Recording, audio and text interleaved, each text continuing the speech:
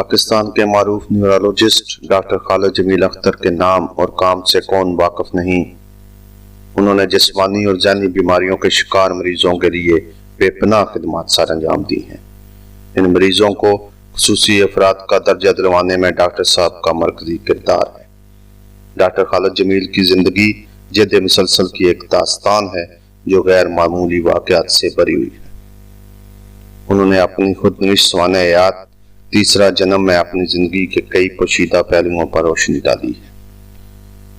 اس کہانی میں ایک معصوم بچہ بھی ہے اور ایک ٹاپر سٹوڈنٹ بھی ہے، ایک ایتھلیٹ بھی ہے اور ایک معذور شخص بھی ہے، یونیورسٹی سٹوڈنٹ یونین کا صدر بھی ہے اور ایک موٹیویشنل سپیکر بھی ہے، یعنی ان کی زندگی متنوع رنگ سے بری ہوئی ہے۔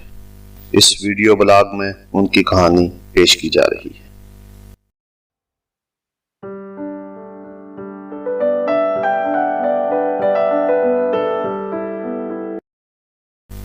ڈاکٹر خالد جمیل کا تعلق جہلم کے نوائی گاؤں میرا کے جٹ زمیندار خاندان سے ہے۔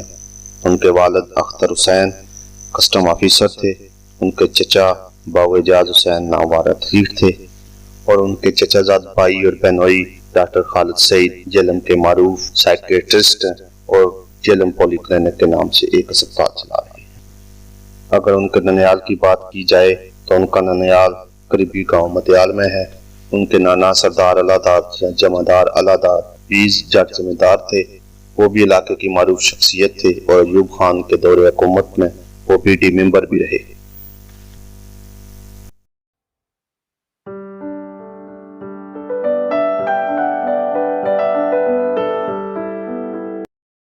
انہوں نے ابتدائی تعلیم کوئٹہ اور کراچی کے اسکولوں سے حاصل کی۔ اس کے بعد انہوں نے پٹارو کیڈٹ کالج سے میٹرک اور ایف ایس سی کا امتحان اعلیٰ نمبروں سے پاس کیا۔ میڈیکل کی تعلیم حاصل کرنے کے لیے 1974 میں انہوں نے king Edward medical college Lahore میں داخلہ لیا۔ پڑھائی کے دوران انہیں پاکستان کا سب سے بڑا اسکالرشپ حاصل کرنے کا اعزاز بھی حاصل ہوا۔ اس دوران وہ اپنی زندگی کے سب سے بڑے حادثے کا شکار بھی ہوئے۔ یونیورسٹی میں طلبہ یونین کے صدر بھی بنے۔ بالآخر انہوں نے اسی یونیورسٹی سے ڈگری حاصل کی۔ بعد ازاں انہوں نے برطانیہ سے اسپیشلائزیشن۔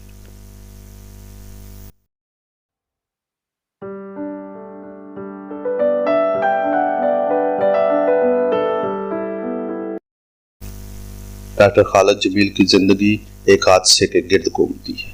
زندگی کے سب سے بڑے حادثے کی تفصیل انہوں نے اپنی آپ بیتی میں لکھی ہے۔ انہوں نے لکھا ہے کہ 14 فروری 1979 کی شام کو وہ اپنے دوست کے بھائی کی شادی میں شرکت کے لیے لاہور سے روانہ ہوئے۔ وہ اپنے کزن خالد سعید، دوست ناصر اور اس کی فیملی کے ہمراہ کار میں سفر کر رہے تھے۔ جہلم سے راولپنڈی جاتے ہوئے راستے میں ان کی کار اچانک ایک ٹرک سے ٹکرا گئی، جس سے ناصر کے انکل کی موقع پر ڈیتھ ہو گئی۔ ان کے کزن خالد سعید کو بھی چوٹیں آئیں، لیکن ڈاکٹر خالد سے ٹانگیں شدید جھٹکے سے مڑ گئیں۔ ان کی کمر دباؤ کی وجہ سے ٹوٹ گئی، جس کی وجہ سے وہ زندگی بھر کے لیے معذور ہو گئے۔ موقع پر موجود ایک فوجی کیپٹن نے ان کو وہاں سے سی ایم ایچ راولپنڈی منتقل کیا۔ وہاں 1 مہینہ تک زیر علاج رہنے کے بعد ڈاکٹروں کے ایک میڈیکل بورڈ نے مکمل معائنے کے بعد ان کے والد کو بتایا کہ ان کا بیٹا اب ساری زندگی چل نہیں سکتا۔ ڈاکٹر خالد جمیل نے لکھا ہے کہ یہ ان کی زندگی کا سب سے دردناک لمحہ تھا، تاہم ڈاکٹر صاحب نے تہیہ کر لیا کہ وہ اس معذوری سے جنگ لڑیں گے۔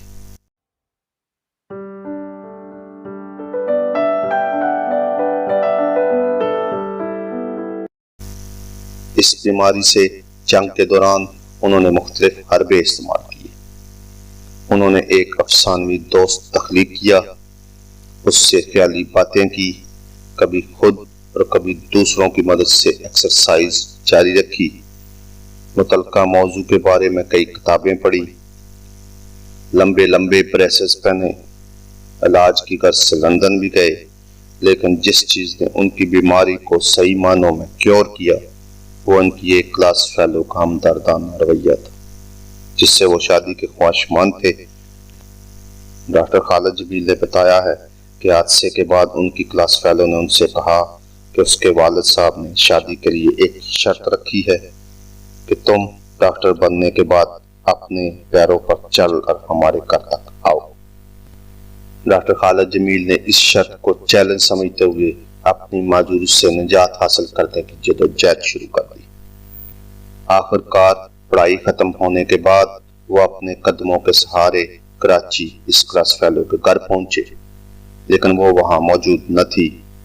تاہم اس کی دوست نے ایک خط ڈاکٹر صاحب کو دیا جس میں اس نے لکھا تھا، یہ شرط میں نے خود گڑی تھی، اگر میں ایسا نہ کرتی تو شاید اور کوئی چیز تمہیں چلنے کی تحریک نہ دے سکتی۔ اس کے ساتھ ساتھ اس نے لکھا، تم ہمیشہ یہ بات ذہن میں رکھنا کہ تمہاری ٹانگوں میں واپس آنے والی طاقت تمہارے پاس میری امانت ہے اور تم نے کبھی بھی اس امانت میں خیانت نہیں کرنی۔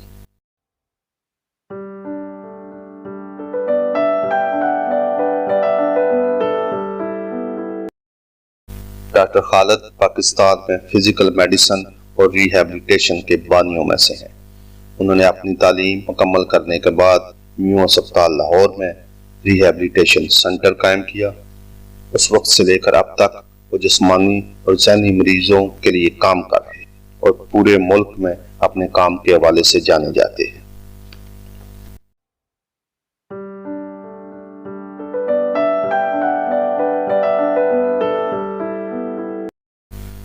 ڈاکٹر خالد کو اپنے کام کی وجہ سے کئی ایوارڈ بھی ملے۔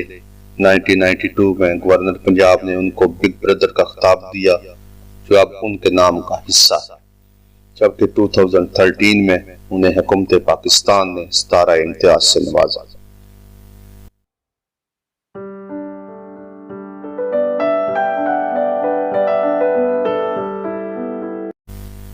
ڈاکٹر خالد اب تک کئی کتابیں تصنیف کر چکے ہیں، جن میں ان کی آپ بیتی تیسرا جنم سمیت تیسرا پہلو اور در حقیقت نامی کتابیں شامل ہیں۔